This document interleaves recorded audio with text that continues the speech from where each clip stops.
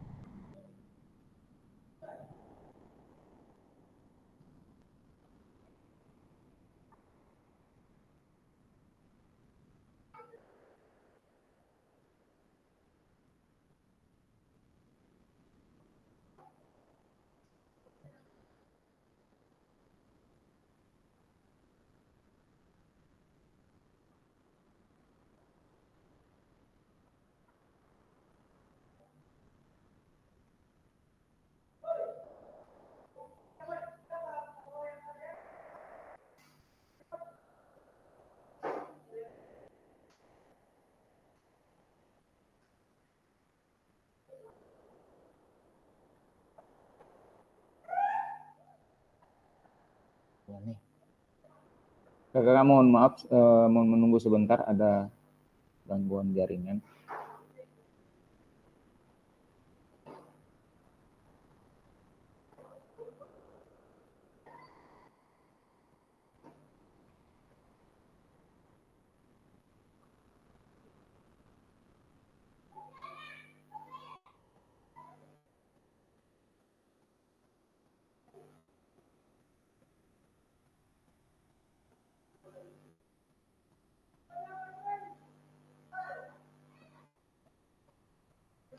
Oke, kakak-kakak sekalian, apakah suara saya terdengar kakak-kakak dengan jelas di tempat kakak-kakak?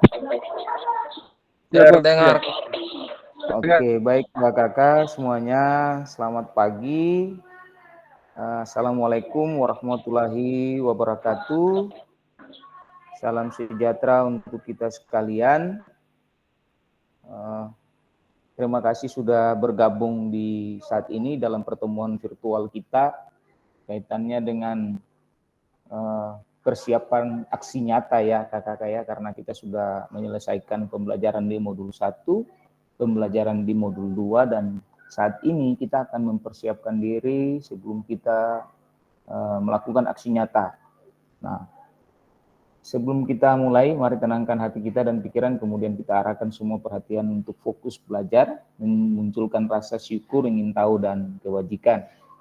Sebelum mulai, kakak-kakak sekalian, mohon kesediaan salah satu kakak-kakak berdoa memimpin kita dalam doa bersama. Silakan.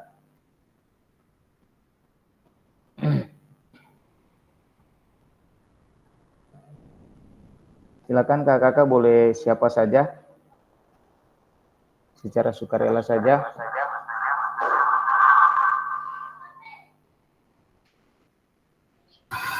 Oke kakak-kakak, sebelum kita ada dalam sesi aksi nyata ini, mari kita sama-sama berdoa menurut agama dan keyakinan kita masing-masing.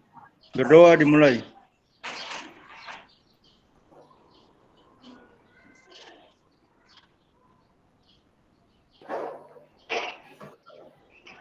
Berdoa selesai.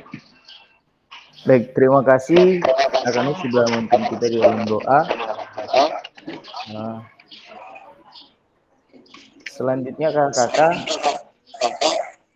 pertemuan kita hari ini diawali dengan seperti biasa saya akan mengingatkan kakak-kakak terkait dengan kesepakatan belajar kita. Yang pertama, kakak-kakak diharapkan dapat menyalakan kamera, namun jika kondisi sinyal di daerah kakak-kakak tidak terlalu stabil, kakak-kakak boleh mematikan kamera. Nah, Yang kedua, kakak-kakak diharapkan bisa mematikan mikrofon jika tidak sedang berbicara. Kemudian kakak-kakak diharapkan hadir seutuhnya. Kemudian menghargai waktu bersama kita. Kemudian kakak-kakak dapat memaksimalkan fitur chat untuk menyampaikan pertanyaan ataupun menyampaikan pendapat atau jawaban. Kemudian sebelum berbicara diharapkan kakak-kakak dapat mengklik fitur raise hand, dan jika terjadi gangguan teknis akan dianggap wajar karena kegiatan ini kita lakukan secara daring.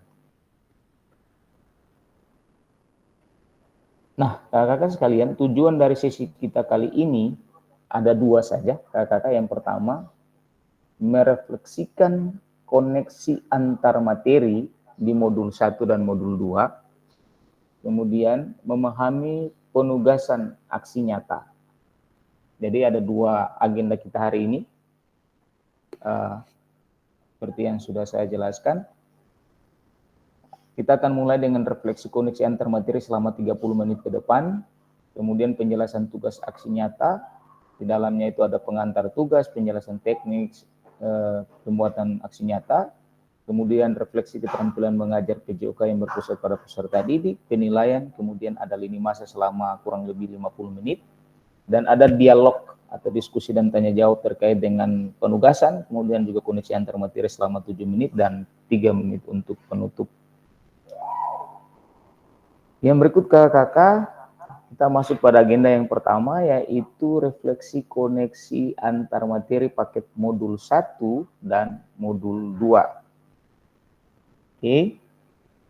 Nah, ini kita punya pertanyaan-pertanyaan pemantik ya kakak-kakak ya, terkait dengan apa yang sementara kita refleksikan terkait dengan modul 1 dan modul 2. Bagaimana kakak-kakak melihat keterhubungan antara modul konten materi yang ada di modul 1 dan konten materi yang ada di modul 2. Yang menjadi pertanyaan pemantik kita adalah sejauh apa pemahaman kakak-kakak terkait keterampilan mengajar PJOK yang efektif.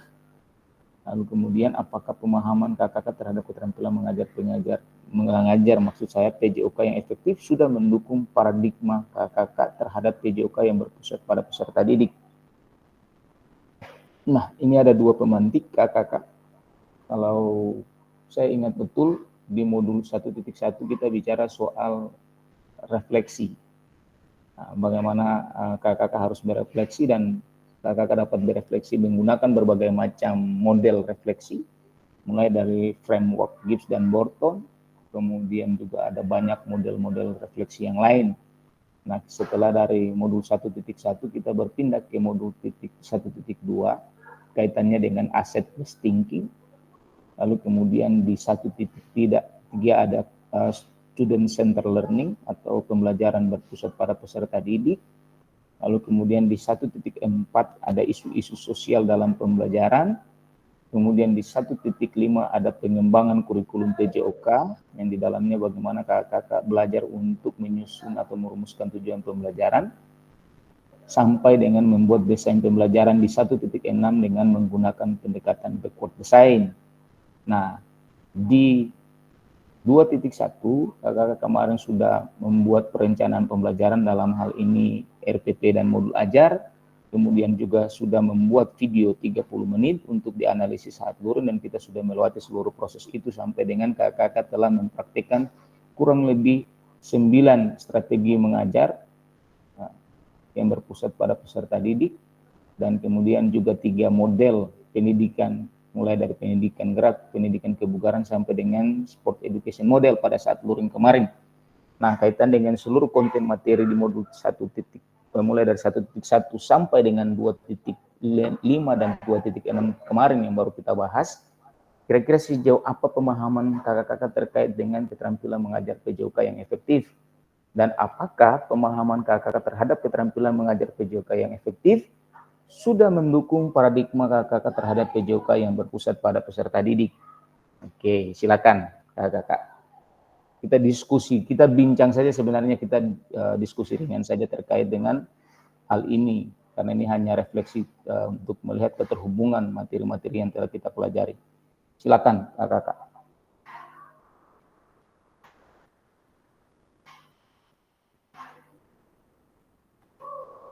Silakan kakak-kakak, mau siapa lebih dulu?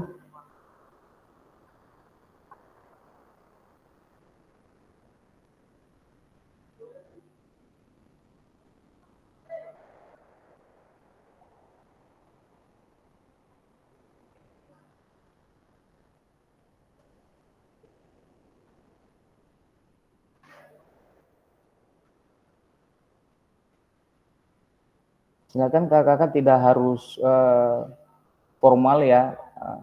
Saya cuma ingin menggali sejauh mana pemahaman kakak-kakak terkait keterampilan mengajar PJOK. Setelah kakak-kakak telah mempelajari berbagai macam konten materi dalam PKG PJOK mulai dari 1.1 sampai dengan 2.6 kemarin. Dan apakah pemahaman kakak-kakak itu sudah mendukung paradigma kakak PJOK yang berpusat pada peserta didik? Silakan.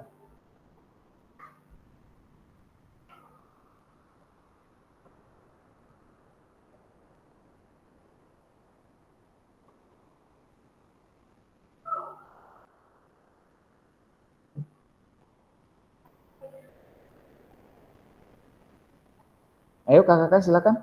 Atau kakak-kakak juga bisa menggunakan kolom chat, nanti akan saya bacakan.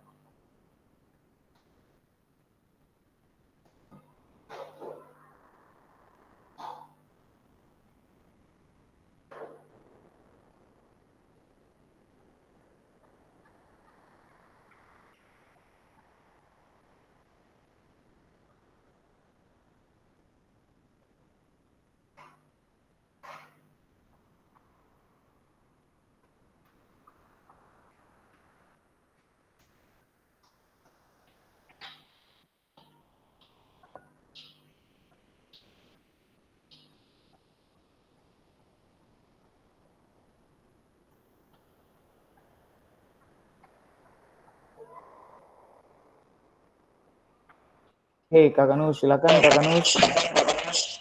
Ya, terima kasih kakak atas kesempatan. Beta coba menjawab pertanyaan ini terkait dengan pemahaman beta terhadap pembelajaran PJOK selama ini yang kita sudah dapat. Sangat untuk beta itu dia sangat efektif dan sangat relevan sekali, terutama dalam konteks-konteks perkembangan pendidikan yang semakin memperhatikan pendekatan ini yang kita banyak terima, mau dari model pembelajaran titik 1 sampai dengan pembelajaran kemarin 2.6, 1.5, di mana beta sudah memahami dan beta sangat bersyukur untuk kedepannya beta akan mempelajari, akan memberikan yang terbaik buat peserta didik dalam menjalankan pembelajaran PJOK. Mungkin beta seperti itu kakak. Oke, terima kasih Kakak Nus untuk refleksinya ya. Jadi seperti Kakak Nus menceritakan kembali bagaimana Kakak Nus mulai berproses dan berusaha untuk belajar dari modul 1.1 sampai dengan 2.6, karena kalau misalkan kakak lihat pemaknaan yang Kakak Nus sampaikan ini sebenarnya merupakan sebuah pemahaman yang utuh ya, di mana guru akan mulai dengan refleksi, kemudian melihat ada berbagai macam aset yang ada di sekolah, kemudian bagaimana bisa memanfaatkan hasil refleksi dan aset untuk mewujudkan pembelajaran yang berpusat pada peserta didik dengan mempertimbangkan isu-isu sosial. Nah, semuanya sudah terakumulasi di dalam modul 1.1 sampai dengan 1.6 secara konseptual, dan selama luring kemarin kakak sudah bisa mempelajari berbagai macam keterampilan mengajar PJOK yang efektif. Nah, terima kasih banyak Kakak Nus sudah boleh berefleksi. Silakan kakak-kakak yang lain.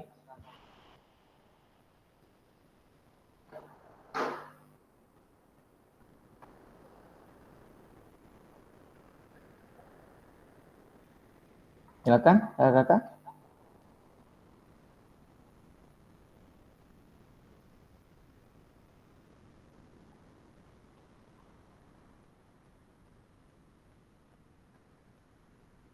Apakah pemahaman kakak-kakak terhadap keterampilan mengajar PJOK yang efektif itu sudah mendukung paradigma kakak-kakak terhadap PJOK yang berpusat pada peserta didik? Sebenarnya itu intinya. Karena setelah kakak-kakak mempelajari modul 1.1 sampai akhirnya di 2.6 kemarin, kalau kemudian itu tidak mendukung paradigma kakak-kakak terhadap PJOK, berarti kita harus belajar lagi harusnya ya, karena secara konseptual kita sudah sangat sistematis dalam konten materi di PKG PJOK ini. Silakan kakak-kakak.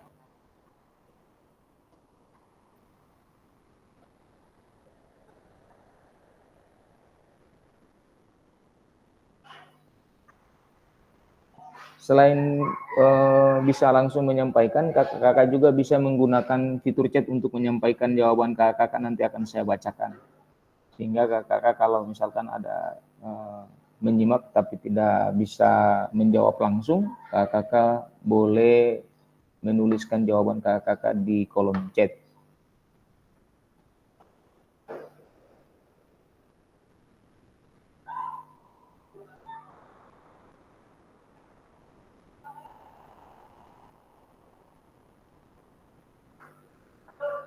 Oke kakak-kakak, kalau belum ada mungkin kita akan lanjut lagi ke pertanyaan berikutnya. Terima kasih Kakak Nus sudah boleh berefleksi ya di pertanyaan pertama. Ini masih ada banyak pertanyaan refleksi juga yang harus kita lihat secara bersama.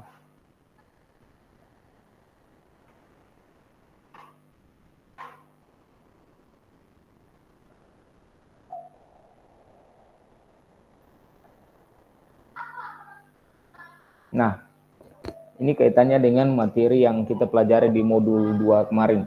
Sejauh apa pemahaman kakak-kakak terkait strategi mengajar?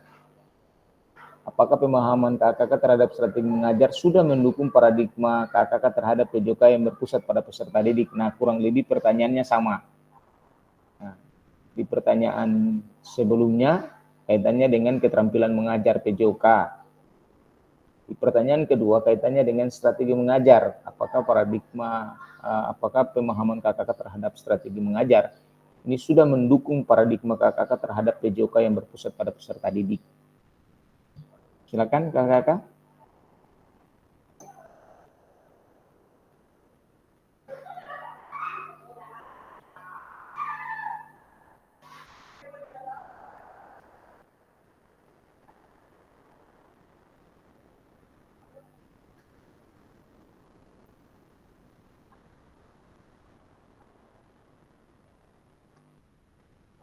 Ayo kakak-kakak tidak usah ini ya, ini kita hanya mengulang refleksi, kita hanya mengulang saja, kira-kira tidak ada penilaian di sini ya kakak-kakak ya. Kita hanya mengulang saja, mengingat kembali apa yang sudah baik, apa yang sudah kakak-kakak pahami, dan bagaimana itu mendukung paradigma kakak-kakak terhadap PJOK yang berpusat pada peserta didik. Itu yang tadi saya bilang bahwa pemahaman yang kakak dapat setelah mempelajari modul 1.1 sampai 2.6 harus berdampak pada paradigma perubahan pola pikir terhadap PJOK yang berpusat pada peserta didik. Seperti itu. Jadi tidak ada yang terlalu formalitas untuk membuat kakak ragu untuk menyampaikan pendapat. Ini hanya refleksi saja, seperti itu.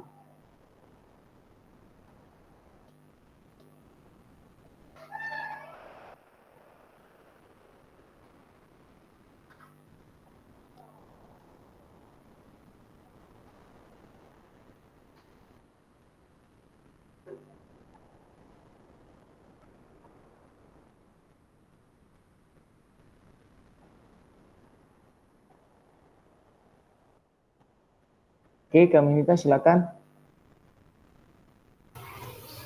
Iya kakak, terima kasih atas kesempatannya. Di sini saya akan mencoba untuk menjawab pertanyaan 1.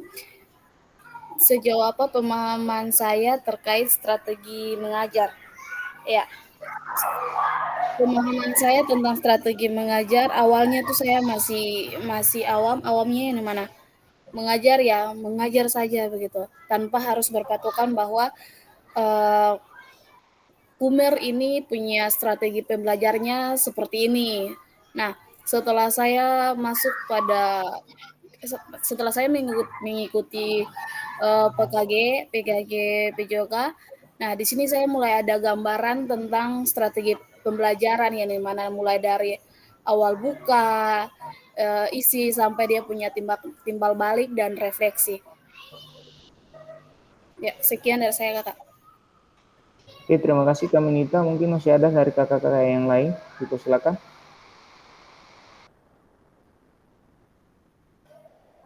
Sejauh mana pemahaman kakak-kakak terkait dengan strategi mengajar itu berdampak pada perubahan paradigma kakak terkait dengan PJOK yang berpusat pada peserta didik.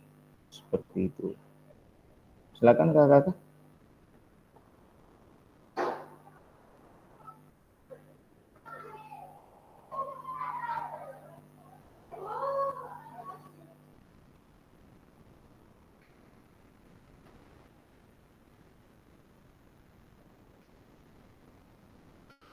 Silakan. Masih ada kakak yang lain? Silakan kakak juga bisa menuliskan jawaban kakak di kolom chat ya.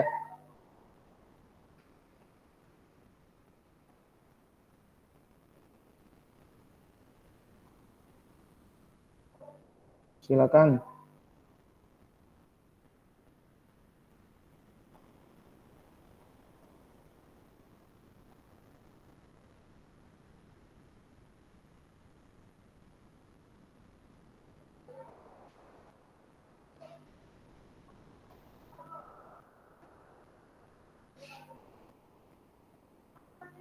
Silakan kakak. Selain Kaminita dan Kanus ya yang tadi sudah menyampaikan refleksinya. Kak Giri, Kak Srini dan Kanus bisa mendengar suara saya ya di tempat kakak. Bisa kakak, bisa. Oke, baik kakak ya.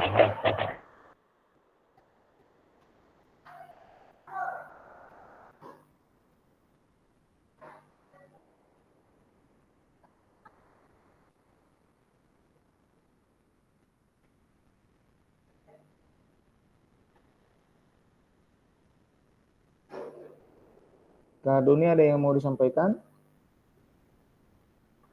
Silakan. Ya kakak, terima kasih untuk kesempatan. Beta jaringan kurang bagus jadi terputus-putus, Ya, hilang-hilang suara. suaranya terdengar. Ya kakak, terkait untuk paradigma terkait dengan pandangan beta terkait dalam proses pembelajaran PJOK. Untuk materi modul-modul yang sudah beta pelajari saat ini, beta dapat pengalaman baru yang sangat berharga ya. Karena pada saat sebelum beta mengikuti kegiatan PKG PJOK, dalam proses pembelajaran beta masih ya seperti itu saja, masih mengajar ya seputar yang beta tahu. Tetapi ketika pada saat proses mendapatkan pengalaman dari PKG PJOK, bagaimana beta punya pandangan itu untuk lebih kepada siswa, melibatkan siswa dalam proses belajar.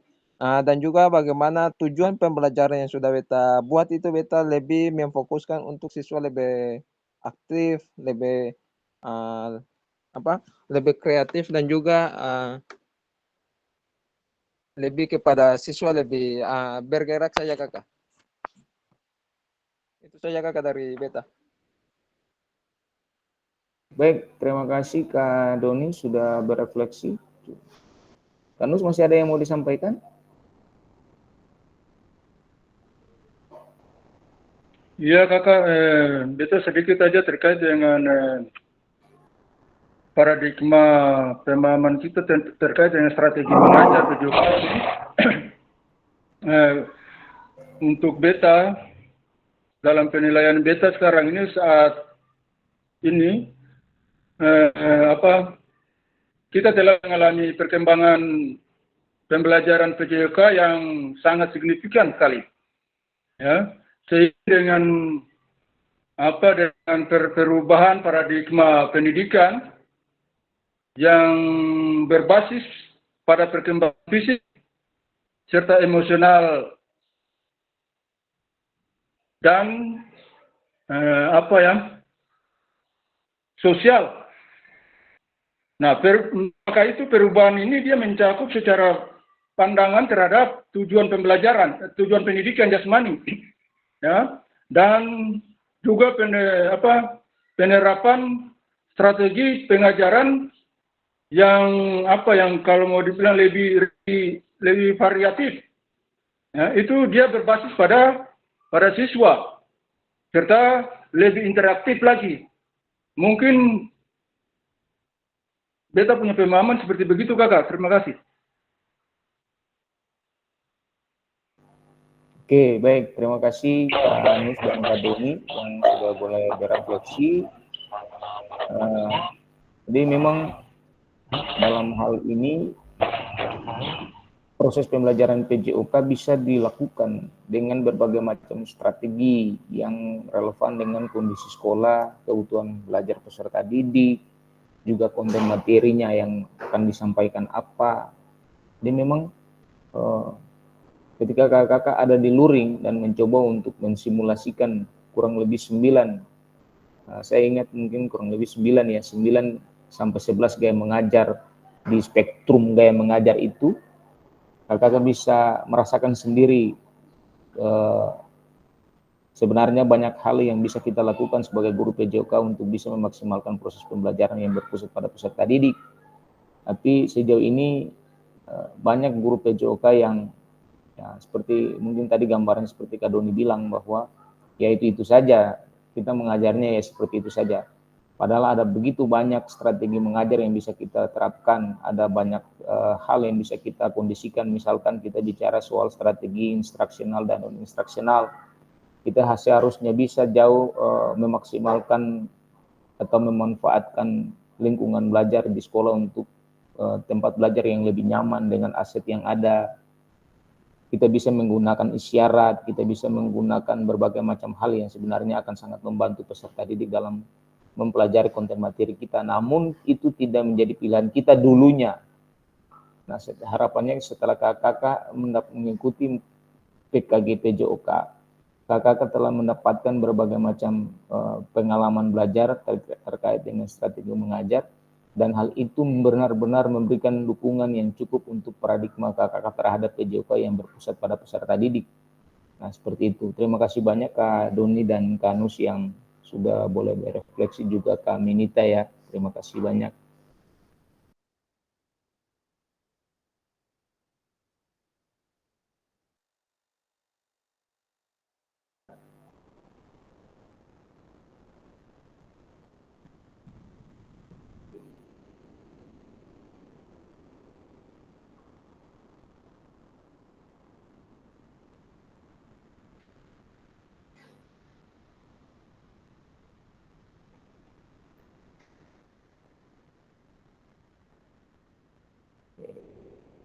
Oke, kalau tidak ada kakak-kakak, kita lanjut lagi ke pertanyaan refleksi berikutnya.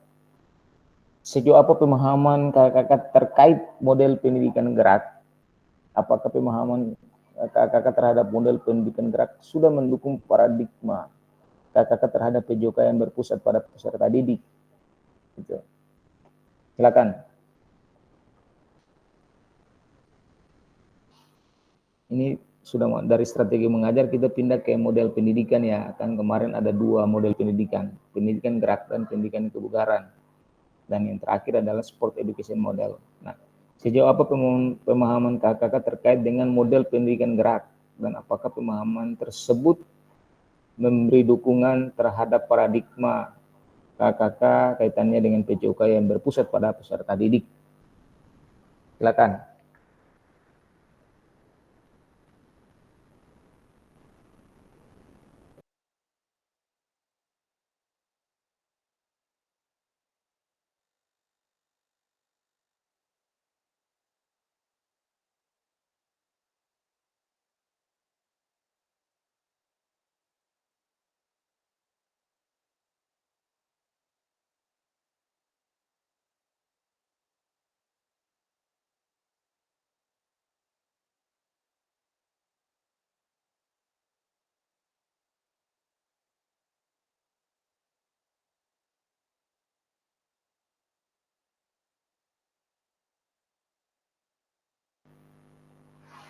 Silakan kakak. Kira-kira bagaimana pemahaman kakak terkait model pendidikan gerak, dan apakah pemahaman itu mendukung paradigma kakak terhadap PJOK yang berpusat pada peserta didik?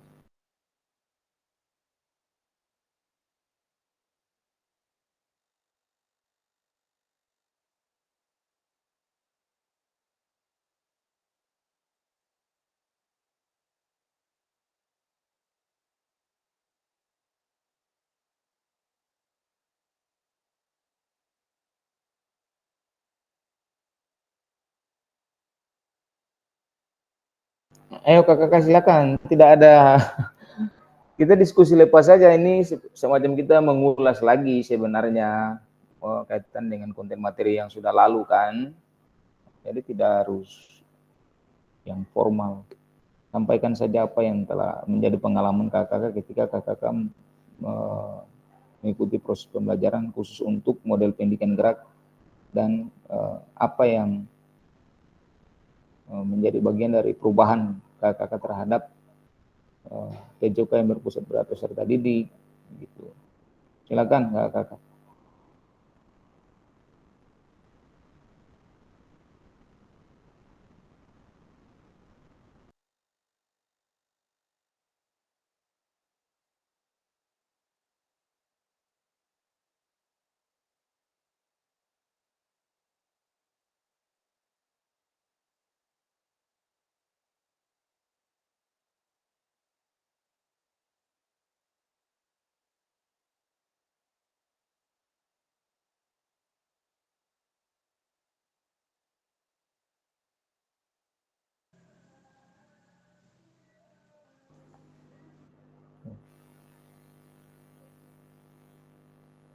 Silakan Kak Geri. Iya kakak, terima kasih. Mohon maaf kakak, beta jaringan sini kurang bagus jadi putus-putus kamu Ya, suara silakan. jadi. Menurut beta strategi pemahaman beta terkait dengan model pendidikan gerak itu mungkin metode pengajaran dalam pendidikan jasmani yang berfokus pada penguasaan konsep gerak. Ini mungkin sangat penting sekali untuk siswa karena di sini dapat membantu meningkatkan perkembangan kognitif siswa juga memberikan kebebasan pada anak untuk bergerak sesuai dengan pola pikir dan kemampuan geraknya kakak. Mungkin itu saja kakak dari beta. Terima kasih kakak. Terima kasih Kak Geri. Di model pendidikan gerak kemarin kan kakak sudah mencoba untuk mensimulasikan yang dimaksud dengan konsep tubuh, konsep ruang, konsep usaha, konsep keterhubungan. Itu ya yang ada di dalam model pendidikan gerak. Dan kakak bisa melakukan berbagai macam aktivitas pembelajaran kaitannya dengan 4 konsep itu. Nah, kira-kira apakah pemahaman kakak terkait dengan model pendidikan gerak ini sangat sudah memberikan dukungan yang cukup untuk paradigma kakak terhadap PJOK yang berpusat pada peserta didik, dalam artian bagaimana konsep tubuh, konsep ruang, konsep usaha, dan konsep keterhubungan ini diterapkan di dalam model pendidikan gerak di sekolah untuk mewujudkan PJOK yang berpusat pada peserta didik. Sebenarnya itu yang menjadi pusat refleksi kita di saat ini di pertanyaan refleksi ini ya kakak ya. Silakan, terima kasih banyak Kak Geri sudah berefleksi. Silakan kakak yang lain masih diberikan kesempatan untuk berefleksi. Sampaikan saja kakak penuh tidak perlu merasa canggung merasa bahwa ini salah atau tidak usah karena ini kita punya pengalaman belajar berbeda satu sama lain. Mungkin Kak Geri tadi sudah menyampaikan yang dipahami Kak Geri, tetapi kakak juga tentu memiliki pemahaman sendiri. Jadi sampaikan saja apa yang menjadi refleksi kakak terkait dengan model pendidikan gerak yang sudah kakak pelajari.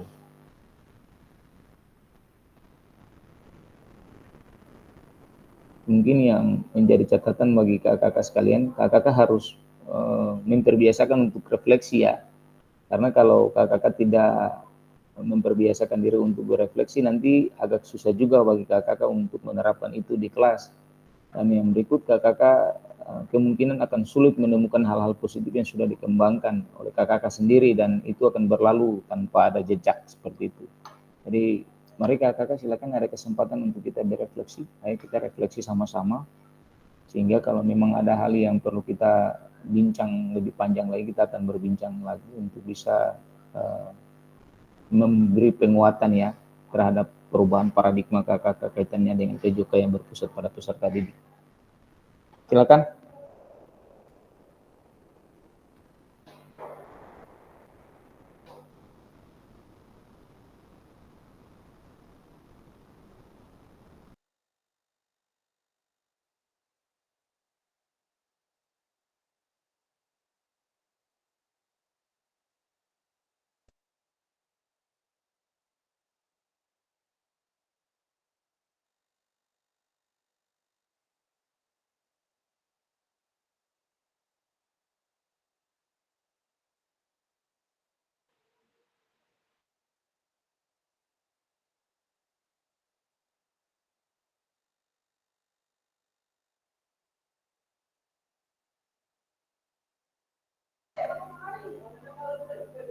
Tidak ada lagi kakak-kakak? Beta kakak. Kak Doni, silakan Kak Doni. Ya kakak, terima kasih. Sejauh mana pemahaman saya terkait model pendidikan gerak? Kalau berbicara tentang model pendidikan gerak ini, tentunya setiap siswa itu punya kemampuan yang berbeda-beda, baik itu dalam olahraga maupun untuk pengetahuan. Tetapi kalau untuk beta, bagaimana untuk siswa itu dia bisa aktif, bisa punya lebih aktif dalam proses pembelajaran. Untuk contoh di lapangan, kalau per beta itu untuk pembelajaran yang biasa-biasa saja katong lakukan itu, contoh siswa itu disuruh bermain voli saja, contoh bermain bola voli, passing atas, passing bawah dan sebagainya ya. Tetapi kalau untuk sebagian siswa mungkin itu mereka merasa jenuh. Tetapi bagaimana kita sebagai guru itu bisa memodifikasi yang biasanya kita lakukan, memodifikasi dalam sebuah bentuk permainan yang dimana itu untuk meningkatkan kreativitas anak dan juga anak lebih aktif dalam bergerak. Contohnya seperti yang pernah kalian sudah lakukan pada tatap muka ya kakak, di waktu kegiatan-kegiatan. Ada beberapa games atau permainan yang sudah kita terapkan, itu untuk meningkatkan siswa dalam bergerak supaya lebih aktif. Itu saja dari beta kakak. Terima kasih. Oke, terima kasih Kak Doni sudah boleh berefleksi. Mungkin masih ada kakak-kakak yang lain, saya persilakan.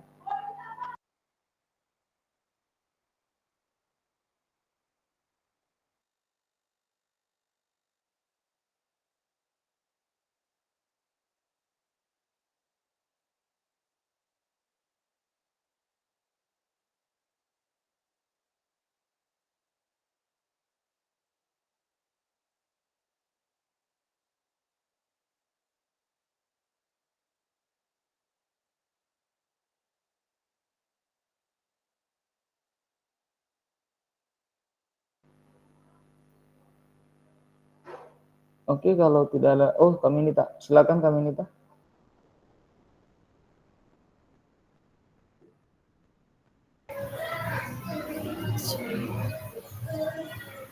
Ya kakak, terima kasih atas kesempatannya.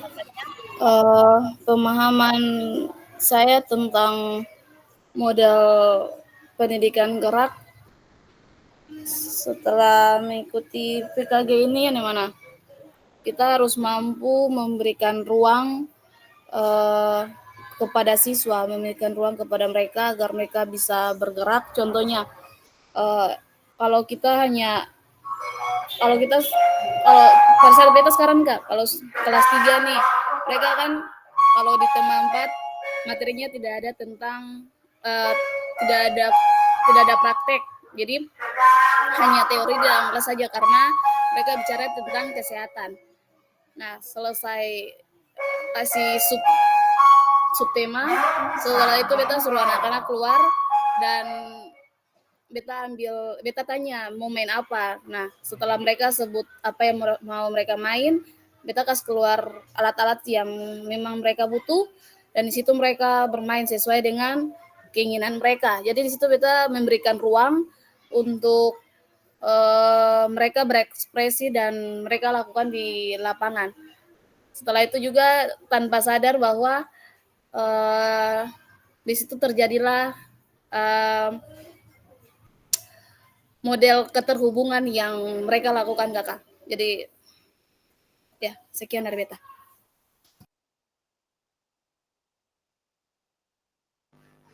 Oke, terima kasih Kak Minita sudah berefleksi. Luar biasa sekali ya pengalaman Kak Minita. Namun yang ingin saya ingatkan, Kak Minita jangan lupa bahwa proses pembelajaran yang Kak Minita lakukan itu harus direncanakan lebih dulu ya. Nah, jangan-jangan karena ikut maunya anak-anak akhirnya kita tidak membuat perencanaan yang jelas. Karena proses pembelajaran harus dilakukan sesuai dengan perencanaan yang Kak Minita buat. Seperti itu ya. Jadi pengalamannya ini luar biasa. Kami sudah boleh menerapkan konsep model pendidikan gerak dengan pengalaman yang tadi sudah disampaikan. Mungkin yang bisa saya beri penguatan lagi adalah yang pasti sebelum kami mengajar harus ada perencanaan aktivitas yang akan dilakukan bersama dengan peserta didik. sehingga itu bisa menjadi alternatif kegiatan jika ada yang ingin dimainkan lebih lain ya, yang permainan lain yang dimainkan oleh peserta didik. Tapi harus ada perencanaan. Kenapa? Karena kami minta harus mengkondisikan lingkungan belajar anak itu senyaman mungkin sebelum proses pembelajaran itu dimulai. Oke, mungkin itu saja. Kakak yang lain masih ada yang mau menyampaikan refleksinya terkait dengan pertanyaan ini, kaitannya dengan model pendidikan gerak?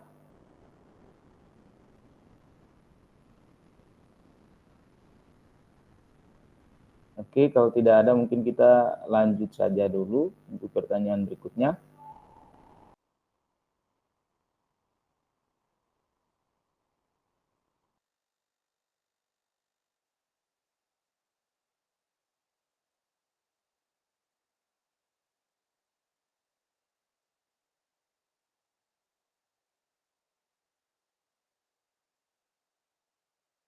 Pertanyaan berikutnya kaitannya dengan model pendidikan kebugaran, kakak. Silakan. Mungkin ada yang mau refleksi terkait dengan model pendidikan kebugaran.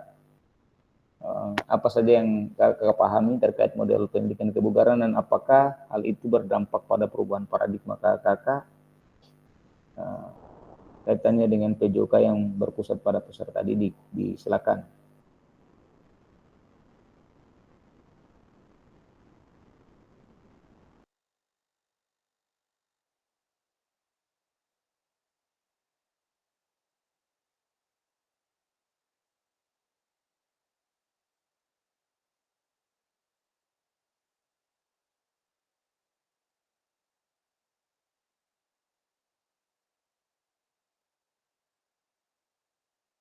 Dan dengan model pendidikan gerak ini, kira-kira apa saja yang kemarin kita pelajari? Kakak kalau masih ada yang ingat. Masih hangat ya semestinya ya, baru 2 minggu yang lalu. Sampai terakhir, silakan Kak Doni.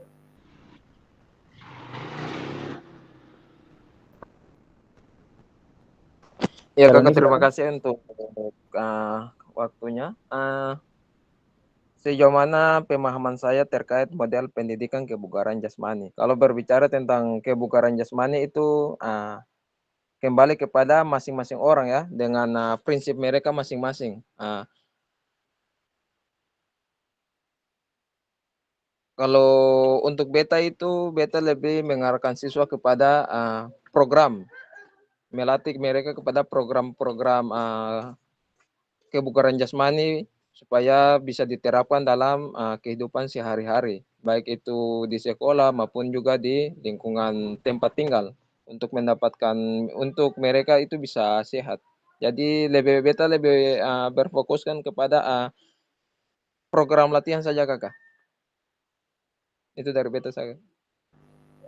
Ya, terima kasih Kak Doni. Berarti kemarin Kak Doni sudah menyimak ya, karena di model pendidikan kebugaran akhirnya kemarin kita bisa membuat program kebugaran sederhana ya. Program latihan sederhana sebenarnya menggunakan FITT kemarin ya, menggunakan FIT atau FITT, di mana di dalamnya ada frekuensi, ada intensity, ada waktu atau time, dan ada tipe.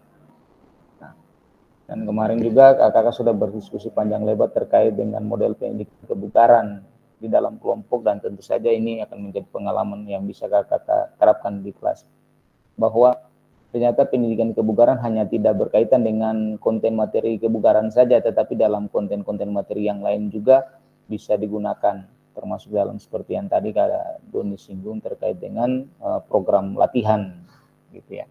Tinggal kakak menyesuaikan apa? Ya menyesuaikan frekuensi, intensitas, waktu, dan juga tipe atau bentuk latihan yang bisa dilakukan. Silakan kakak yang lain kalau masih ada katanya dengan refleksi kita hari ini.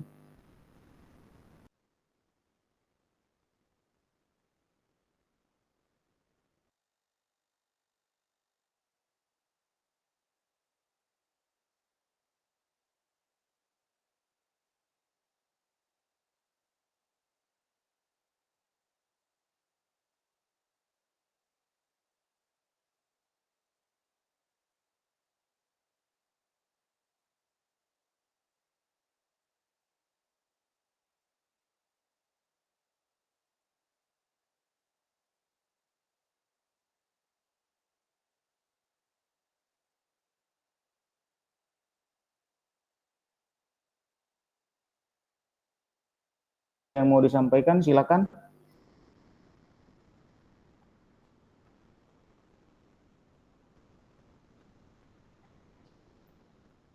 Kak Dendi dengar suara saya? Silakan kalau ada yang mau disampaikan. Ya, terima kasih atas kesempatan yang diberikan bagi beta. Maaf atas kita punya keterlambatan. Kita langsung saja dengan pertanyaan yang disampaikan bahwa sejauh apa pemahaman saya terkait dengan model pendidikan gerak. Ya, kalau kita berbicara mengenai pendidikan gerak, mungkin dari kita punya pertemuan luring kita sudah diajarkan bagaimana kita memanfaatkan yang di dalamnya itu ada konsep ruang, gerak, keterhubungan dan segalanya, yang bagaimana kita seorang guru itu dapat mengembangkan fisik siswa, ya, yang di dalamnya itu dapat melakukan aktivitas-aktivitas yang dilibatkan kekuatan fisik dan berbagai organ tubuh lainnya dengan model pendidikan kita yang diterapkan. Kemudian juga ada perkembangan gerak, dan ada perkembangan mental dan perkembangan sosial yang tujuannya adalah siswa dapat menyesuaikan diri pada suatu kelompok atau permainan tersebut dengan materi yang kita sampaikan. Ya, mungkin itu saja kakak dari beta. Sekian, saya kembalikan. Baik, terima kasih Kak Dendi yang sudah mau berefleksi di sesi refleksi pemahaman terkait dengan model pendidikan gerak. Juga Kak Doni, kita beri aplaus dulu atas refleksi yang sudah boleh disampaikan oleh kedua kakak, Kak Doni dan Kak Dendi ya. Silakan kakak-kakak yang lain kalau masih ada yang mau berefleksi, saya persilakan. Kalau tidak ada, masih ada kakak-kakak? Sebelum kita lanjut.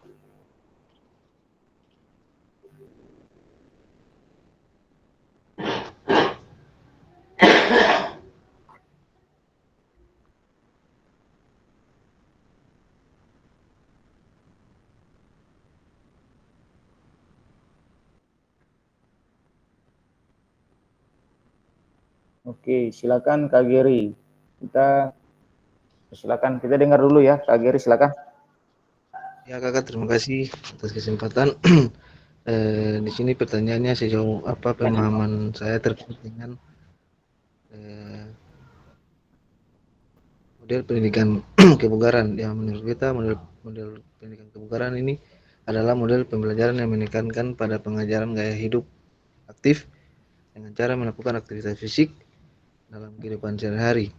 Ya, mungkin itu kakak. Yang berikut dalam pembelajaran PJOK ini merupakan proses pendidikan yang memanfaatkan aktivitas fisik untuk menghasilkan perubahan holistik dalam kualitas individu. Di sini juga kita merasa ini penting karena bermanfaat untuk siswa dan juga untuk kita semua dalam hal mendorong perkembangan keterampilan motorik, meningkatkan kemampuan fisik, mendorong pengembangan pengetahuan, dan membiasakan pola hidup sehat serta merangsang pertumbuhan dan perkembangan kakak. Mungkin itu saja kakak dari kita. Terima kasih kakak. Oke, terima kasih banyak Kak Geri yang sudah berefleksi terkait dengan pemahaman Kak Geri kaitannya dengan model pendidikan kebugaran ya. Terima kasih banyak. Oke, kakak, kita lanjut ke sesi refleksi keterhubungan materi sport education model. Nah, kemarin kakak sudah sangat luar biasa sekali saat melakukan simulasi ini, bahkan sangat ramai ya. Jadi silakan kakak bagaimana pemahaman kakak terkait sport education model dan apakah pemahaman kakak terhadap sport education model mendukung paradigma kakak terhadap PJOK yang berpusat pada peserta didik. Disilakan.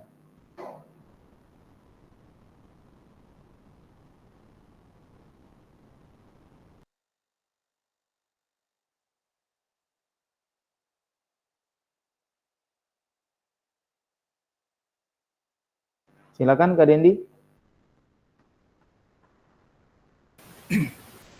Ya, terima kasih atas kesempatan yang diberikan oleh kita untuk menjawab pertanyaan yang terkait dengan model sport education.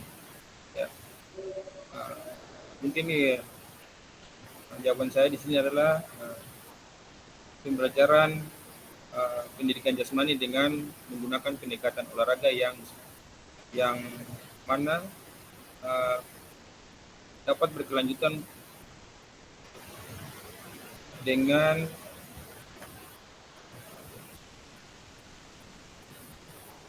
ya maaf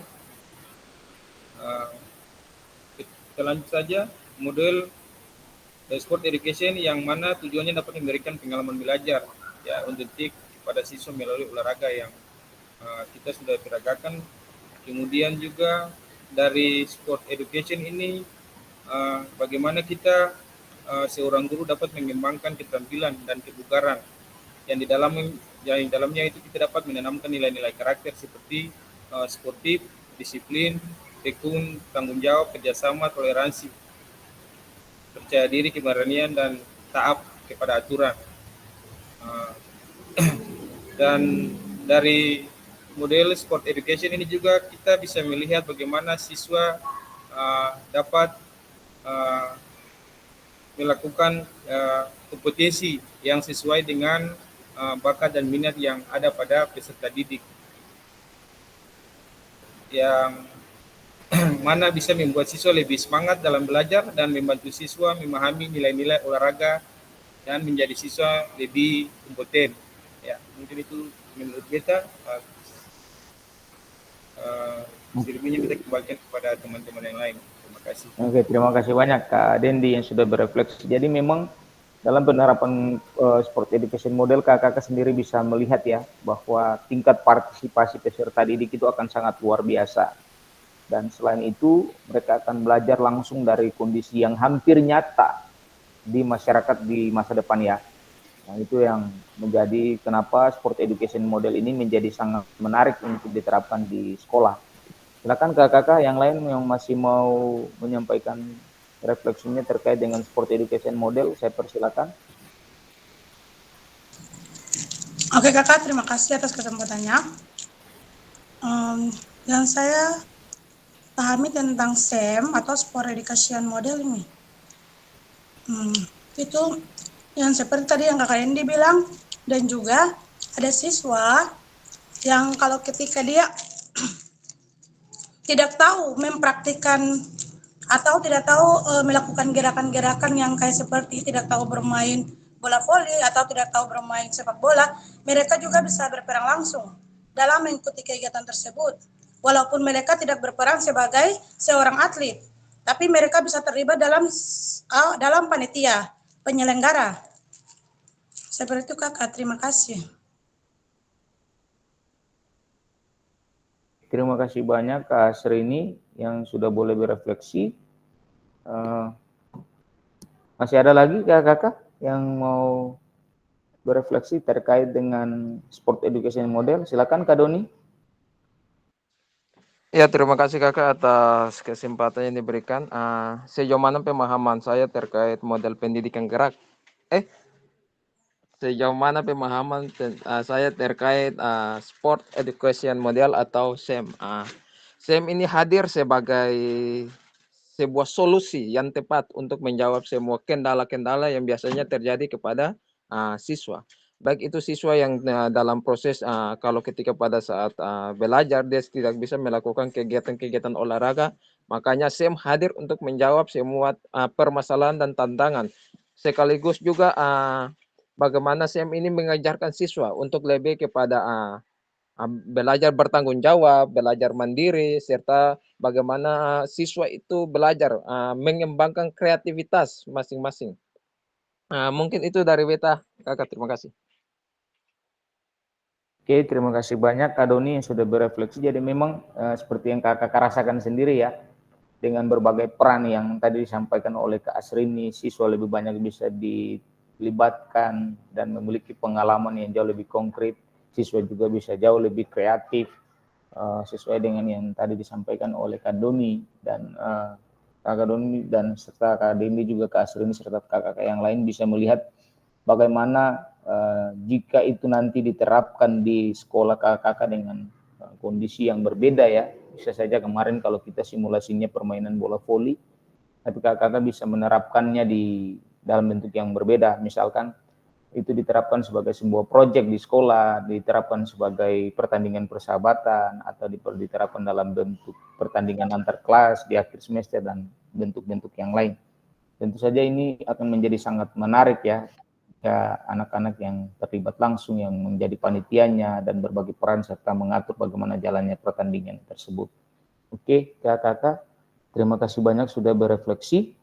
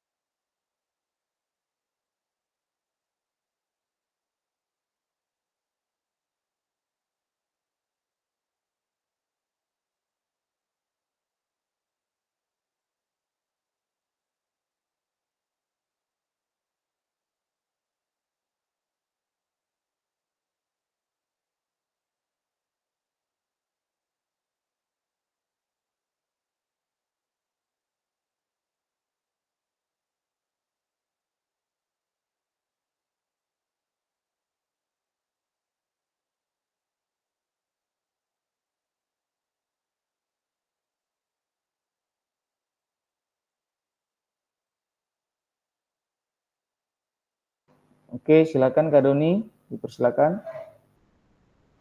Ya, terima kasih Kakak untuk kesempatan dan waktu yang diberikan. Terkait dengan beta punya pemahaman terkait dengan asesmen otentik. Kalau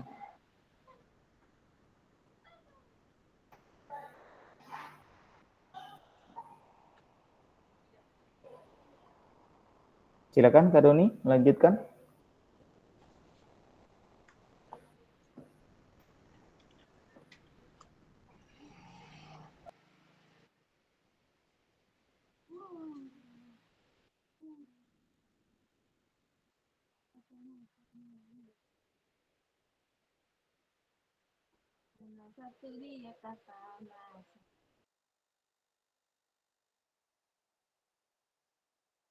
Kak Doni silakan. Oh, Kak Doni terlempar keluar kakak-kakak yang lain. Silakan kakak-kakak yang lain yang mau berefleksi kaitannya dengan asesmen otentik. Saya persilakan.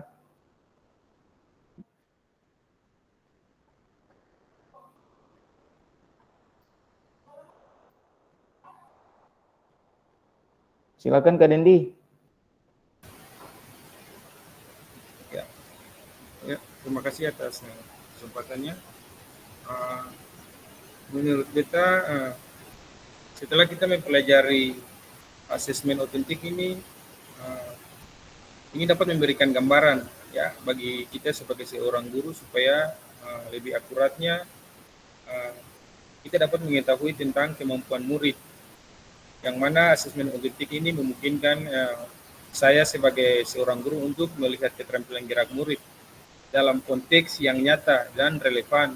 Jadi bukan saja kita hanya melakukan asesmen melalui tertulis maupun penilaian standar, tetapi juga dapat membantu kita sebagai seorang guru dalam menilai kekuatan dan kelemahan murid secara mendalam, sehingga kita dapat memberikan dukungan yang lebih tepat dan holistik bagi peserta didik.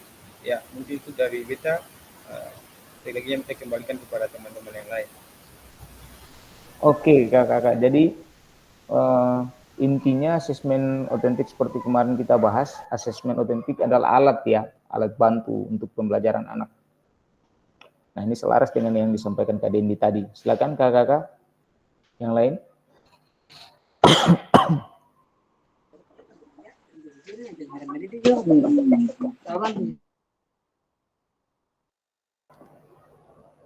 Silakan kakak-kakak. Bagaimana pemahaman kakak-kakak terkait dengan asesmen otentik. Kak Doni tadi terlempar, masih mau melanjutkan? Saya persilakan.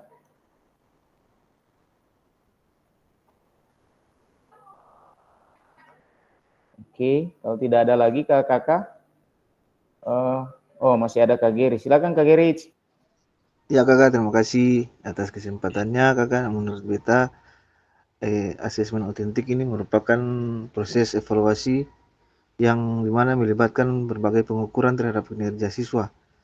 Jadi seperti itu kakak, mungkin refleksi asesmen otentik dalam pembelajaran PJOK ini sangat penting untuk bagaimana memastikan siswa tidak hanya untuk menguasai teori, tetapi juga mampu menerapkan segala macam keterampilan motorik, kognitif, afektif, dan afektif dalam konteks yang nyata. Mungkin kakak dari beta kira-kira seperti itu kakak. Terima kasih. Oke, terima kasih Kak Geris. Jadi sudah tepat sekali ya kakak terkait dengan apa yang dimaksud dengan asesmen otentik sebagaimana yang disampaikan oleh Kak Geris. Nah, kakak-kakak sekalian, kenapa refleksi ini penting? Kita ulas lagi karena keseluruhan rangkaian materi dari modul 1.1 sampai dengan 1.6 dilanjutkan dari modul 2.1 sampai 2.6. Di saat luring dan kemarin berakhir dengan asesmen otentik, kakak akan memahami sungguh bahwa keterampilan pedagogis guru PJOK yang berpusat pada peserta didik, tujuannya adalah kakak akan mengalami perubahan paradigma diri dan di kelas dalam PJOK, seperti itu. Jadi setelah kakak mempelajari berbagai macam konten materi yang ada di PKG PJOK, kakak akan memiliki keterampilan pedagogis guru PJOK yang mampu menerapkan proses pembelajaran berpusat pada peserta didik. Nah, ujungnya adalah perubahan paradigma kaitannya dengan perubahan diri dan perubahan kelas dalam PJOK. Itu tujuan utamanya kakak, sehingga ini menjadi sangat penting untuk dipahami oleh kakak sekalian. Nah, selanjutnya kakak, kita akan masuk pada sesi kedua, yaitu penjelasan tugas aksi nyata. Untuk tugas aksi nyata, kakak, saya berharap kakak bisa menyimak dengan baik sehingga ini akan menjadi aksi nyata yang luar biasa ya. Nah, di aksi nyata ini kakak akan diminta untuk membuat video pembelajaran. Saya sampaikan lebih awal. Nah, kaitan dengan itu, kakak setelah mempelajari modul 1 dan modul 2, kakak diharapkan dapat mengimplementasi eksplorasi pemahaman dalam bentuk aksi nyata, yaitu implementasi praktik pembelajaran PJOK yang berpusat pada peserta didik di kelas yang diampu. Nah, oleh karena itu, nantinya kami fasilitator akan menilai melalui LMS. Jadi videonya akan di-upload ke LMS. Yang berikut kakak akan melakukan dimulai dari perencanaan pelaksanaan. Jadi kakak juga akan membuat modul ajar atau membuat rencana pembelajaran RPP, hingga refleksi setelah pembelajaran. Jadi semua struktur modul ajarnya harus lengkap. Setelah melakukan praktik pembelajaran, kakak diharapkan dapat melakukan proses refleksi. Salah satunya adalah menggunakan refleksi keterampilan mengajar PJOK yang berpusat pada peserta didik. Nah, refleksinya kakak boleh mengacu pada model refleksi di dalam modul 1.1. Boleh menggunakan framework Borton and Gibbs, kemudian bisa menggunakan model-model refleksi yang lain di sana. Yang berikut,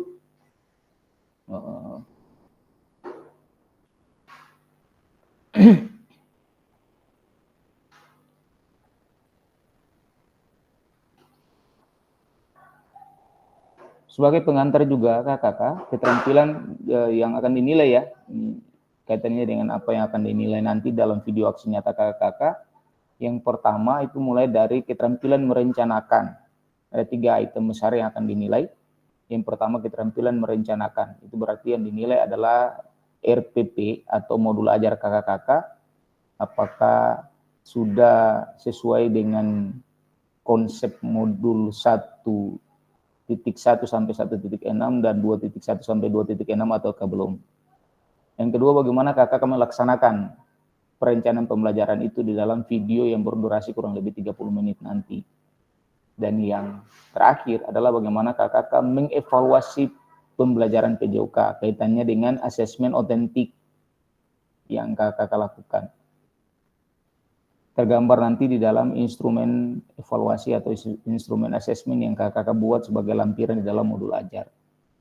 Yang berikut, ada 3 aspek yang perlu diperhatikan kaitannya dengan berpusatnya pembelajaran pada peserta didik. Yang pertama, kakak harus mengembangkan lingkungan belajar yang kondusif. Yang kedua, kakak harus menerapkan strategi pembelajaran PJOK yang berpusat pada peserta didik. Nah, kakak boleh memilih salah satu dari 11 di dalam spektrum strategi mengajar itu. Dan kemarin ada kurang lebih 9 yang sudah kita simulasikan dari apa ya, kemarin dari kalau tidak salah dari Kaya, pokoknya nanti kakak lihat lagi. Selanjutnya bagaimana kakak merancang dan menerapkan asesmen otentik dalam pembelajaran PJOK. Jadi jika kakak sudah memilih salah satu strategi mengajar yang berpusat pada peserta didik, bisa saja model pendidikan gerak juga bisa, model pendidikan kebugaran juga bisa, model sport education model juga bisa. Nah, yang berikut kakak juga harus merancang atau menerapkan asesmen otentiknya dalam pembelajaran PJOK, seperti itu. Yang berikut, keseluruhan aspek tersebut akan diamati dan dinilai oleh fasilitator berdasarkan, nah ini, RPP dan modul ajar yang sudah dibuat, nah, dalam kurung membuat rencana asesmen otentiknya, dan rekaman video pada saat pelaksanaan pembelajaran PJOK atau praktik mengajar di kelas masing-masing. Rekaman video berisi 1. Kegiatan pembelajaran awal, 2. Kegiatan pembelajaran inti, maksimal 30 menit ya. Kegiatan pembelajaran akhir, 4. Refleksi pasca pembelajaran, dan 5. Testimoni peserta didik. Oke, jadi rekaman videonya itu kakak ini bisa lebih dari 30 menit ya. Yang diminta itu kegiatan intinya yang 30 menit. Nah, ini nanti kalau misalkan pas kakak buatnya 45 menit, ya wajar-wajar saja karena itu sudah termasuk kegiatan pembelajaran awal, kegiatan inti, kemudian ada kegiatan pembelajaran akhir dan refleksi pasca pembelajaran, dan yang terakhir adalah testimoni peserta didik. Jadi intinya kakak yang diminta adalah video untuk kegiatan pembelajaran intinya itu 30 menit. Seperti itu ya kakak ya. Nah, dalam aksi nyata, dalam menilai aksi nyata, fasilitator perlu memastikan kesesuaian antara perencanaan pembelajaran dan video yang diunggah. Maksudnya adalah, jika RPP yang kakak buat adalah RPP bola voli, maka video mengajarnya harus mengajar materi bola voli. Jangan sampai video pembelajarannya lain, RPP-nya lain. Ya, itu yang menjadi syarat ya kakak ya. Yang berikut. Oke, Kak Doni, ada yang mau ditanyakan? Silakan.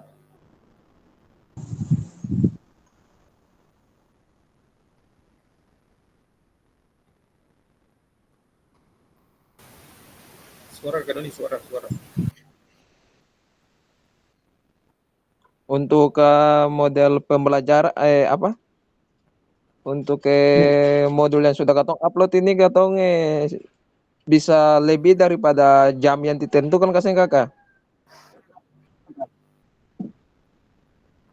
Kak Doni, untuk nanti penjelasan teknisnya nanti setelah ini ya. Nanti setelah ini saja ya, Kak Doni ya. Biar saya selesaikan ini dulu. Ya. Nah, oke. Nah, untuk penjelasan teknisnya kakak, hanya ada satu bukti, ini menurut Mary Ebner ya kakak ya, hanya ada satu bukti dari kemampuan kita, yaitu tindakan. Justru karena itu kakak diminta untuk membuat aksi nyata. Bukti bahwa kakak sudah mampu menerapkan seluruh konten materi yang ada di PKG PJOK, kakak diminta untuk membuat satu aksi nyata. Nah, kegiatan aksi nyata ini dia dalam bentuk penugasan mandiri, praktik pembelajaran PJOK yang berpusat pada peserta didik. Tujuan pembelajarannya khusus peserta dapat memahami aksi nyata dalam mengembangkan praktik pembelajaran PJOK yang berpusat pada peserta didik, aspek penilaian, lini masa, dan juga melakukan refleksi dengan baik dan benar. Oke, kakak kalau punya pertanyaan tahan dulu ya Kak Doni ya, biar nanti sekaligus.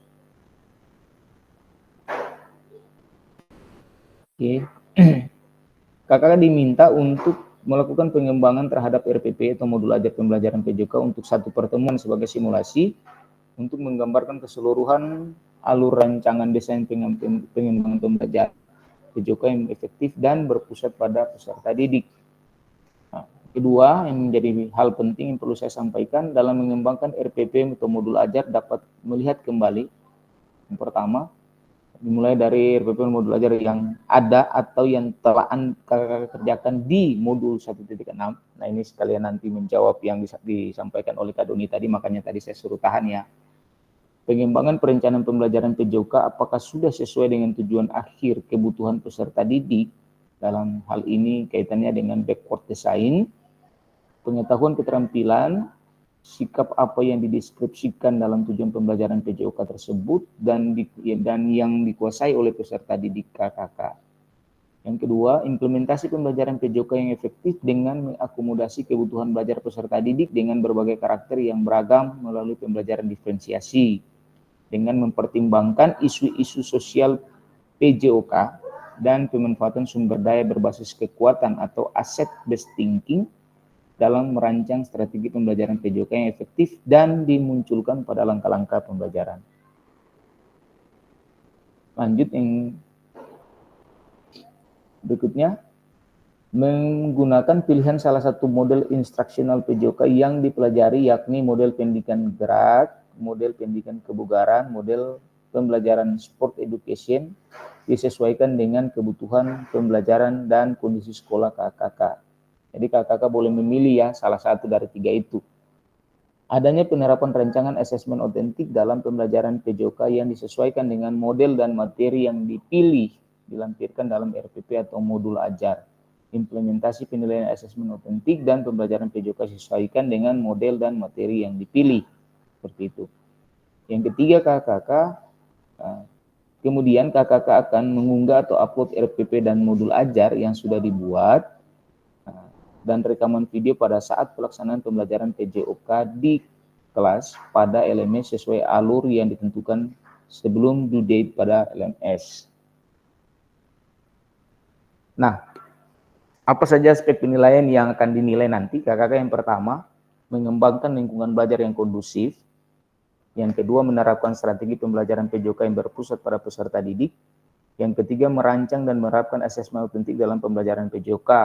Nah, untuk yang poin pertama, mengembangkan lingkungan belajar yang kondusif. Poin pertama yang dinilai adalah bagaimana KKK menciptakan kenyamanan lingkungan belajar untuk memenuhi kebutuhan belajar peserta didik. Yang kedua, interaksi yang berpusat pada peserta didik. Kaitannya dengan sebagaimana KKK bisa interaktif, adanya timbal balik antar peserta didik dengan guru, adanya timbal balik juga antara peserta didik dengan peserta didik. Kemudian bagaimana pemberian motivasi maksud saya, dan menampakkan emosi positif selama berinteraksi dengan peserta didik. Nah, sementara untuk poin B, menerapkan strategi pembelajaran PJOK yang berpusat pada peserta didik yang dinilai adalah mulai dari pembukaan proses pembelajaran, melakukan aktivitas pembelajaran yang kontekstual dengan kehidupan nyata sehari-hari seperti peserta didik maksud saya. Yang ketiga, menerapkan pengajaran yang efektif. Nah, terkait dengan pengembangan konten, kemudian pemberian umpan balik, kemudian waktu belajar akademik. Nah, ini mungkin kakak bisa mengingat kembali di saat kita mempelajari modul 2.1 di mana kita ramai-ramai menganalisis video pembelajaran kita saat itu. Bagaimana KKK melakukan pengembangan konten, bagaimana KKK memberikan umpan balik positif, umpan balik korektif, dan macam-macam. Sampai dengan bagaimana KKK memanfaatkan waktu belajar akademis dengan baik, secara efektif. Yang keempat, pendekatan dalam mendampingi peserta didik, kemudian penggunaan strategi pembelajaran yang berpusat pada peserta didik. Yang keenam, penerapan pembelajaran berbasis model. Nah, ini tergantung ya, entah nanti modelnya model pendidikan gerak, model pendidikan kebugaran, maupun sport education model. Nah, yang paling terakhir adalah penutupan proses pembelajaran. Sementara untuk poin terakhir, yaitu merancang dan menerapkan asesmen otentik dalam pembelajaran PJOK, ada dua hal yang dinilai di situ, yaitu bagaimana KKK merancang asesmen otentik dan bagaimana KKK menerapkan asesmen otentiknya dalam video pembelajaran yang akan KKK buat. Yang berikut refleksi ya terkait keterampilan mengajar PJOK yang berpusat pada peserta didik. Ini Saya pikir mungkin terlalu panjang jika saya baca secara keseluruhan, kakak-kakak. Simpelnya, silakan kakak-kakak melakukan refleksi menggunakan refleksi 3 tahapan ya, menggunakan what, so what, dan now what. Nah, apa, kemudian so what, kemudian yang berikut now what, sekarang apa di bagian terakhirnya. Nah, what untuk menggali informasi yang menggambarkan tindakan pengajaran yang telah dilakukan. So what, menjelaskan secara rasional keputusan diambil dalam tindakan pengajaran yang dilakukan. Dan yang terakhir, know what, proses evaluasi dan merencanakan perbaikan. Seperti itu ya kakak-kakak ya. Jadi model refleksinya yang digunakan adalah what, so what, dan know what. Ada beberapa hal yang perlu diperhatikan peserta dalam proses refleksi. Yang pertama, kakak-kakak jangan hanya mendeskripsikan, tetapi jelajahi dan jelaskan apa yang terjadi. Kemudian jujurlah, tidak apa-apa untuk melakukan kesalahan dan juga kesuksesan. Namun kakak-kakak juga harus menunjukkan bagaimana kakak-kakak memahami mengapa hal-hal tersebut terjadi dan apa yang akan kakak-kakak lakukan untuk memperbaikinya. Bersikaplah selektif, kakak-kakak. Tidak perlu menulis tentang segala sesuatu yang terjadi, cukup peristiwa atau ide penting. Lihatlah ke masa depan, renungkan apa yang terjadi dalam pengajaran PJOK sebelumnya dan tuangkanlah ide atau gagasan rencana pelaksanaan pengajaran di masa depan serta jelaskan dampak yang akan didapatkan dalam perubahan yang akan dilakukan setelah berproses di PKG PJOK ini. Nah, ini kakak-kakak kurang lebih rubrik refleksinya kakak-kakak ya. Nah, nanti refleksi di poin ini menjadi sangat penting karena akan menjadi refleksi yang dinilai dengan poin yang cukup besar. Nah, ini kriterianya. Nanti akan coba saya bagikan juga supaya tidak terlalu lama membahas ini ya kakak-kakak ya. Kakak-kakak mampu mendeskripsikan tindakan pengajaran terkait aspek instruksional dan manajerial kelas. Kemudian kakak-kakak bisa mendeskripsikan situasi atau keadaan proses mengajarnya dan seterusnya sampai di poin terakhir. Nah, ini lini masanya ya kakak-kakak ya. Jadi hal pertama yang harus kakak buat adalah penyusunan aksi nyata, dalam hal ini RPP atau modul ajar, kemudian penyusunan aksi nyata pembuatan video pembelajaran, kemudian tahap ketiga ada upload RPP, modul ajar, dan video pembelajaran. Seharusnya rentangnya 8 hari, tapi karena kemarin kita tertunda, sampai dengan tanggal 18 kakak masih punya 3 hari lagi, mohon maaf. Dan kita akan coba untuk melakukan penyesuaian seperlunya. Kemudian kakak akan dinilai, hasil karya kakak akan dinilai. Kemudian ada refleksi ya, yang juga akan dinilai. Kemudian sampai dengan terakhir refleksi aksi nyata, kita akan melakukan tatap maya lagi. Oke, nah sekarang kita masuk ke diskusi dan tanya jawab.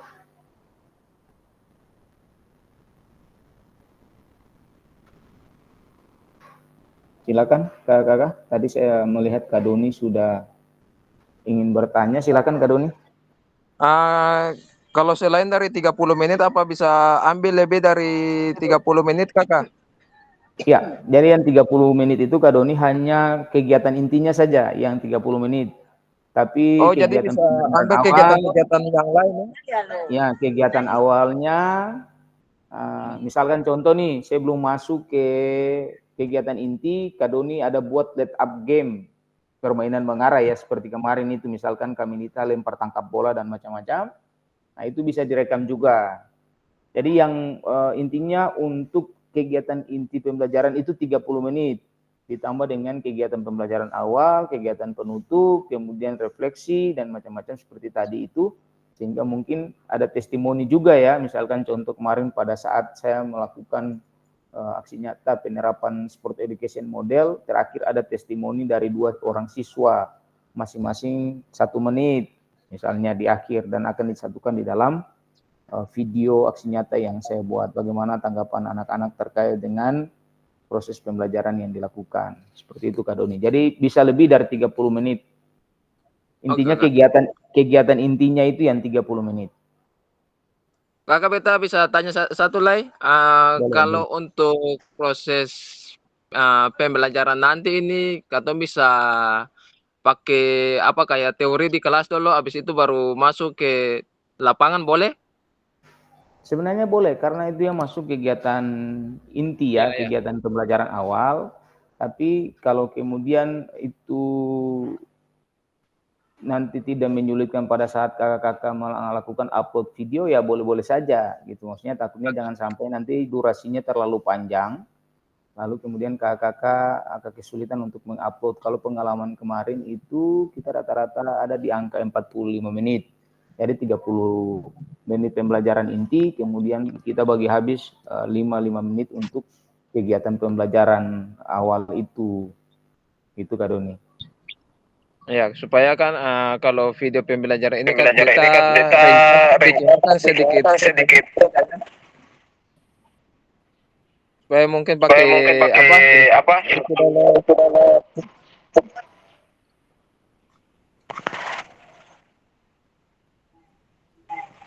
Oke Kak, itu saja. Oke, baik Kak Doni.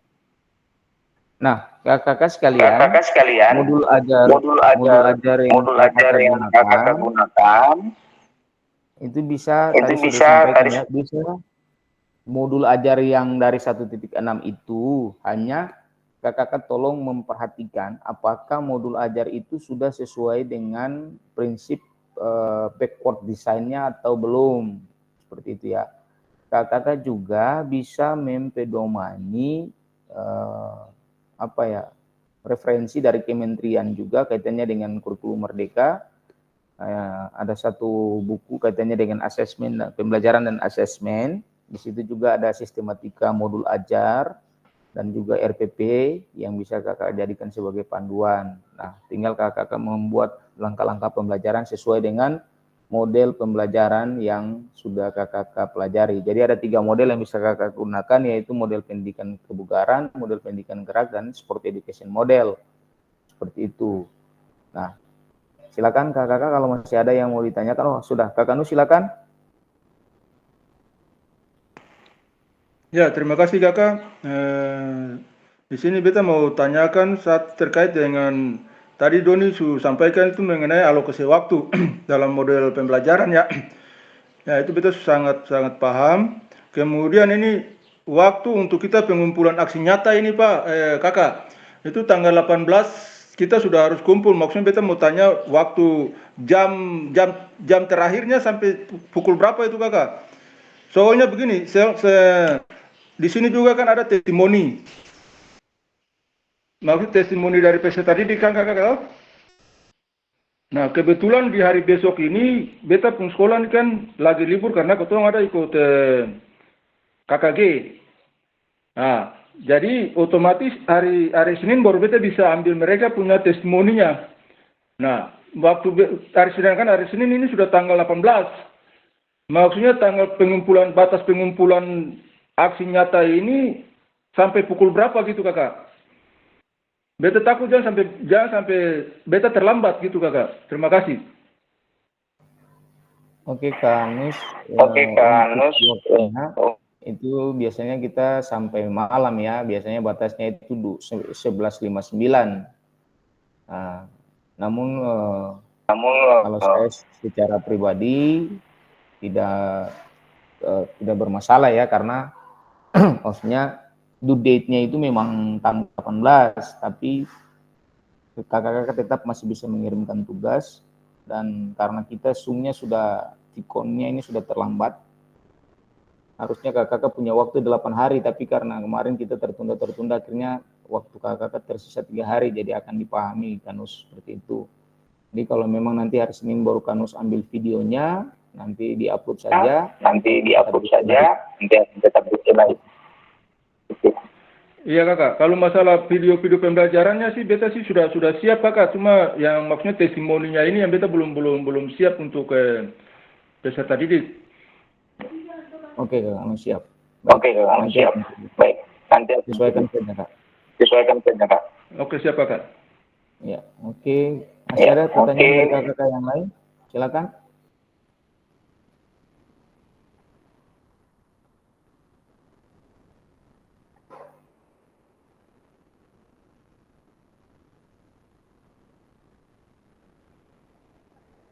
Silakan kakak-kakak.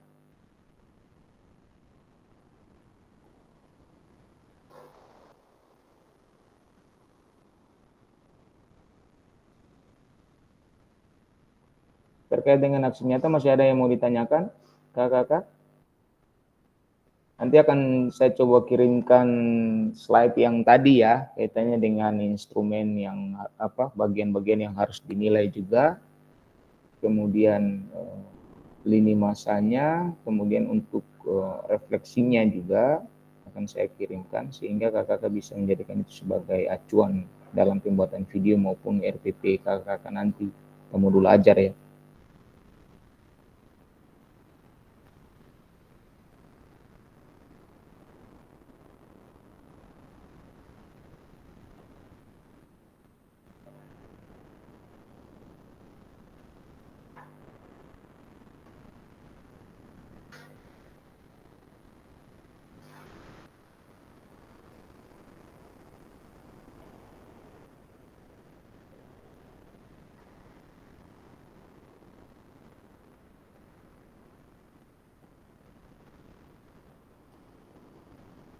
Silakan kakak-kakak kalau masih ada yang mau ditanyakan.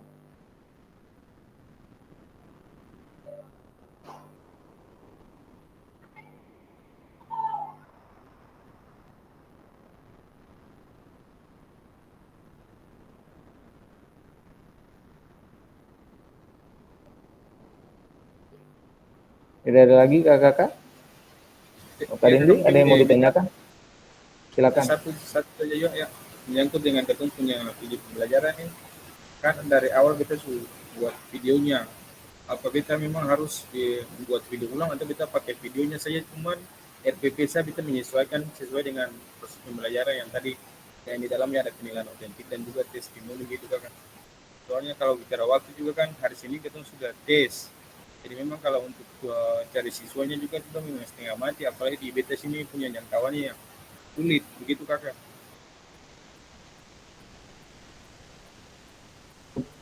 Maksud Kak Dendi ini video pembelajaran yang 30 menit kemarin ya? Iya kakak, iya. Nah cuma persoalannya kakak-kakak diminta untuk menerapkan model pendidikan gerak, pendidikan kebugaran, atau sport education model. Nah itu masalahnya di situ. Apakah kakak sudah di dalam video itu memang salah satu dari 3 model ini atau bukan? Itu. Kalau memang salah satunya ada di dalam video itu ya videonya bisa digunakan. Tetapi RPP-nya juga harus disesuaikan seperti itu. Nah makanya RPP yang kemarin yang kakak buat di 1.6 itu sebenarnya menjadi ruang untuk kakak bisa menggunakannya, tapi harus disesuaikan dengan perencanaan backward design, kemudian juga kakak juga harus mempertimbangkan asesmen otentiknya seperti itu. Mungkin itu Kak Dendi. Jadi kalau hari Senin itu sudah tes ya Kak Dendi? Iya sudah tes, soalnya tanggal 18 itu sudah tes. Jadi kalau selesai tes lah mungkin kita siswanya ketemu di sini kan dan kau lah, jadi kalau habis tes tuh dari siswanya memang setengah mati itu jari, nanti kita pilas-pilasnya kalau memang terlambat saya mau tukar atau ya mungkin bisa minta bantu saja beberapa siswa begitu, misalkan tidak harus satu kelas ya seperti itu ya, bisa dibantu saja sebenarnya.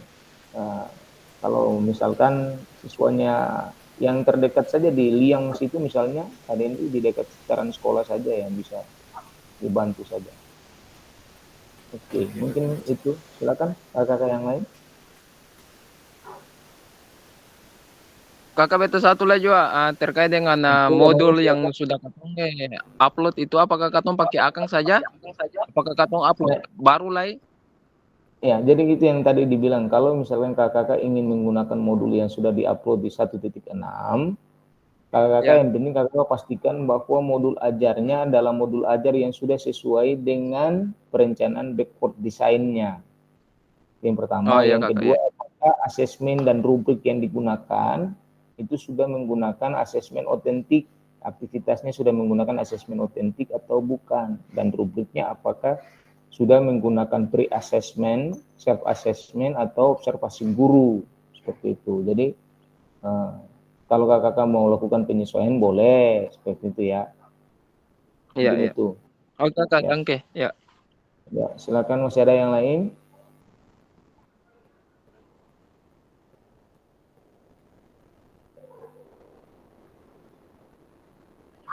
Oke, kalau tidak ada lagi.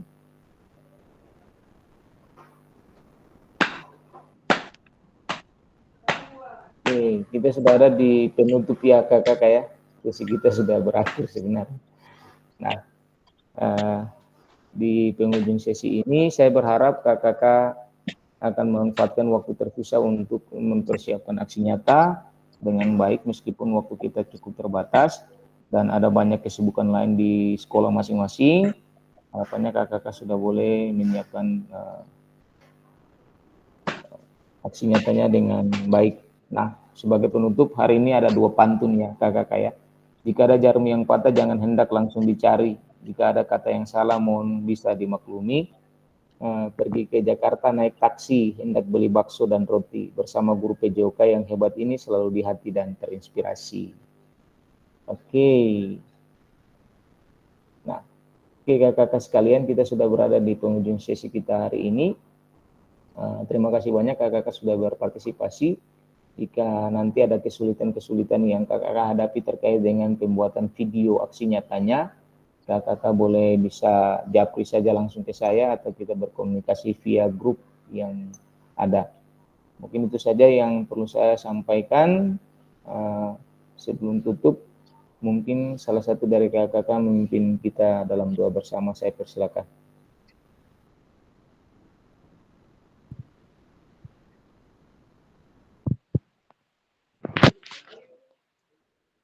Iya, kakak yang hebat. Sebelum ketemu akhiri proses pembelajaran katon di siang hari ini, mari kita berdoa menurut keyakinan dan kepercayaan kita masing-masing. Berdoa, mulai.